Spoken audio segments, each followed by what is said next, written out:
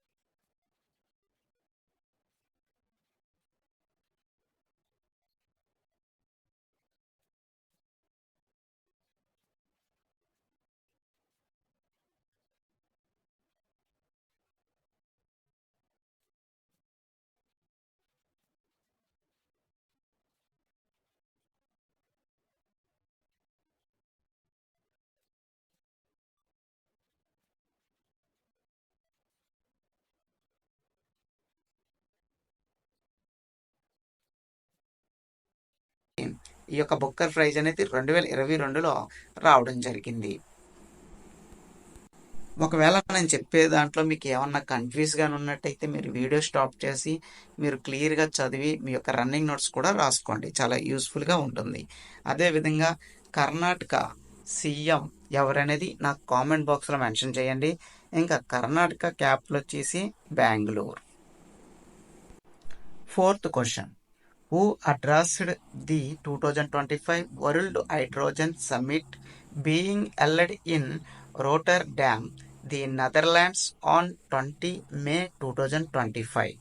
2025 May 20న నెదర్లాండ్స్లోని రోటర్ డామ్లోని జరుగుతున్న 2025 ప్రపంచ హైడ్రోజన్ సమ్మిట్లో ఎవరు ప్రసంగిస్తున్నారు అని చెప్పి అడగడం జరిగింది. సరైన సమాధానం ఆప్షన్ ఏ, సంతోష్ కుమార్ సారంగి. సంతోష్ కుమార్ సారంగి అనే పర్సన్ ఈ యొక్క సమ్మిట్లోని ముఖ్య ప్రసంగం అనేది ఇవ్వడం జరుగుతుందని చెప్పడం జరిగింది. ఆల్రెడీ ఇచ్చేశారు, ఎందుకంటే ఇది 20వ తారీఖున జరిగింది కాబట్టి ఆల్రెడీ ఈ యొక్క ప్రసంగం అనేది పూర్తి స్థాయిలో కంప్లీట్ అయ్యింది. అదే విధంగా ఇక్కడ ఎక్స్ప్లెనేషన్ చూసినట్టయితే, Santosh Kumar Sarangi, secretary, union minister of new renewable energy, addressed the 2025 world hydrogen summit started in Rotterdam, the Netherland. ఈ యొక్క హైడ్రోజన్ సమ్మిట్ అనేది, వరల్డ్ హైడ్రోజన్ సమ్మిట్ అనేది నెదర్లాండ్లోని రోటర్డామ్లోని ఈ యొక్క సమ్మిట్ అనేది జరిగింది. అయితే ఈ సమ్మిట్ 3 రోజుల పాటు జరిగింది. 20వ తారీఖు నుండి 22 మే వరకు ఈ యొక్క ప్రపంచ హైడ్రోజన్ సమ్మిట్ అనేది పూర్తి స్థాయిలో జరిగింది. దీని యొక్క ఎజెండా, మెయిన్ గోల్ ఏంటనేది చూసినట్టయితే ఇక్కడ మనం లాస్ట్ పాయింట్లో ఇవ్వడం జరిగింది. Santosh Kumar Sarangi highlighted the government policies to make the India goal hub for a green hydrogen. Green హైడ్రోజన్ని పూర్తి స్థాయిలో అని ఎంకరేజ్ చేయాలని చెప్పి ఆయన చెప్పడం జరిగింది. He said India has installed over 223 gigawatt of renewable energy. ఇప్పటికే భారతదేశం మొత్తం 223 జిగావోల్ట్ పవర్, అంటే గ్రీన్ హైడ్రోజన్ పవర్ని ఇన్స్టాల్ చేయడం అంటే స్టార్ట్ చేసిందని అర్థం. అయితే including 108 gigawatts solar and 51 gigawatts wind energy కూడా ఇన్స్టాల్ చేశారు, ప్రారంభించారని చెప్పి చెప్పడం జరిగింది. ఈ గ్రీన్ ఎనర్జీ వల్ల లాభం ఏంటంటే పొల్యూషన్ అనేది చాలా తక్కువగా ఉంటుంది. విండ్ ఎనర్జీ అనేది మీరు చూడొచ్చు, హైయెస్ట్ హీల్స్ పైన ఈ ఒక ఫ్యానల్ టైప్లో బిగించడం జరుగుతుంది. విండ్ ఎనర్జీ అంటే, సోలార్ అంటే అందరికీ తెలుసు, ప్రతి ఒక్కరు చూస్తున్నారు. ఇంకా రెన్యూబుల్ ఎనర్జీ, ఈ యొక్క రెన్యూబుల్ ఎనర్జీ కూడా మీ అందరికీ తెలుసు కాబట్టి ఇలా మొత్తం ఈ విధంగా ఈ యొక్క వరల్డ్ హైడ్రోజన్ సమ్మిట్ అనేది పూర్తి స్థాయిలోని ఈ యొక్క పవర్ ఎనర్జీ గురించి మాట్లాడటం జరిగింది. ఇది ఎక్కడ జరిగింది అని చెప్పి క్వశ్చన్ అడగడం జరుగుతుంది. నెదర్లాండ్లో దీనికి సంబంధించిన సమావేశం జరిగింది. అందులో మనకి ఇండియా తరపు నుంచి ప్రసంగించిన వ్యక్తి ఎవరైనా చూసినట్టయితే సంతోష్ కుమార్ సారంగి. సంతోష్ కుమార్ సారంగి. ఇంకా లాస్ట్ పాయింట్ చూసినట్టయితే 2047 నాటికి ఇంధనం స్వతంత్రం సాధించాలని, 2070 నాటికి నికార జీరో కార్బన్ ఉద్గారంలోకి చేరుకోవాలని భారత్ లక్ష్యంగా పెట్టుకుంది అని చెప్పి చెప్పడం జరిగింది. India has set a target to achieve energy independence by 2047. 2047 కల్లా భారతదేశం స్వతహాగా ఇండిపెండెంట్గా ఈ యొక్క ఎనర్జీని డెవలప్ చేయాలని టార్గెట్ అనేది పెట్టుకోవడం జరిగింది. Reach net zero carbon emissions by the 2070. 2070 కల్లా జీరో స్థాయిలో ఈ యొక్క కార్బన్ సిస్టమ్ అనేది పూర్తి స్థాయిలోని తగ్గించి మన యొక్క న్యాచురల్ ద్వారా ఈ యొక్క ఎనర్జీ అనేది ప్రొడ్యూస్ చేయాలనే ఉద్దేశంతో ఈ యొక్క టార్గెట్ అనేది పెట్టుకోవడం జరిగింది. 5వ ప్రశ్న చూసినట్టయితే, which country boast the second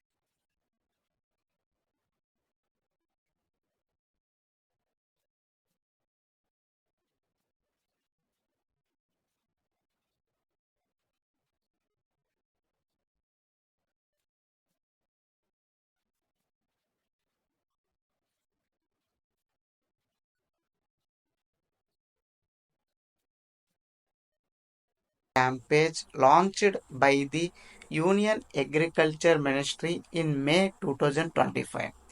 కేంద్ర వ్యవసాయ మంత్రివర్గ శాఖ 2025 మేలో ప్రారంభించిన దేశవ్యాప్త వ్యవసాయ ప్రచారం పేరు ఏమిటి అని చెప్పి అడగడం జరిగింది.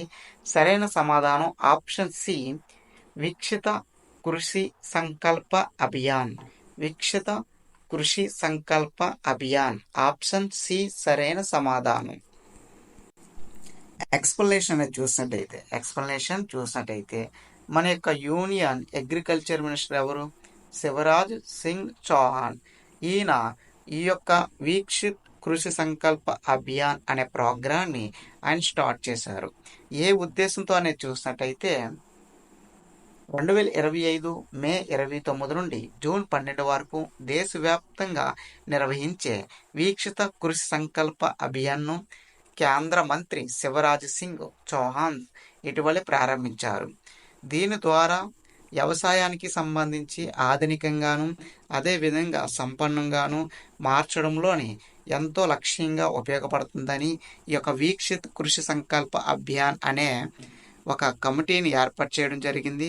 దీని ద్వారా రైతులకి మేలనేది చేయొచ్చనే ఉద్దేశంతో central agriculture minister Shivraj Singh Chouhan తెలిపారు.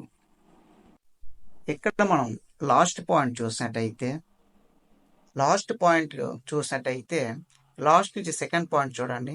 The ministry of agriculture and farmer welfare as a 6-point target అని చెప్పడం జరిగింది. ట్రాజడీస్. ఇక్కడ మనం చూసినట్టయితే మొత్తం 6 అంశాలని లక్ష్యంగా చేసుకొని ఈ యొక్క ప్రోగ్రామ్ అనేది స్టార్ట్ చేయడం జరిగింది. దానికి సంబంధించి లాస్ట్ ఇవ్వడం జరిగింది. ఉత్పత్తి ఖర్చును తగ్గించడం,